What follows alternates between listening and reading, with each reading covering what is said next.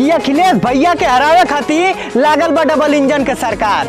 कि अरे जौनपुर के लइकन का भीड़ देख के विरोधियन के आ गई बुखार। अरे तो हम लोग से बता दे ये भैया, अब की बार यूपी में बनत बा अखिलेश भैया का सरकार।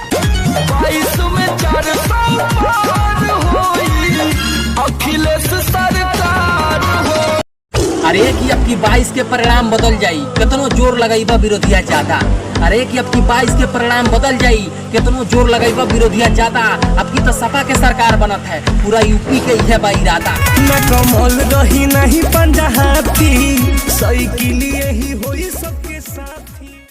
कि ना कोनो जुमलेबाजी ना ही धोखेबाज कोनो नेता चाहिए। कि अरे ना कोनो जुमलेबाजी ना ही धोखेबाज कोनो नेता चाहिए। अरे यूपी के भविष्य खातिर मुलायम यादव के बेटा चाहिए।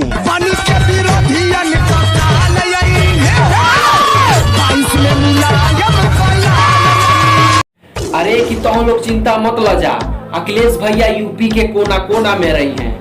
अरे कि तुम लोग चिंता मत लजा, अखिलेश भैया यूपी के कोना कोना में रही हैं। आ 10 मार्च के साइकिल चढ़ल है। इसमें चॉइस सही है बाटे अखिलेश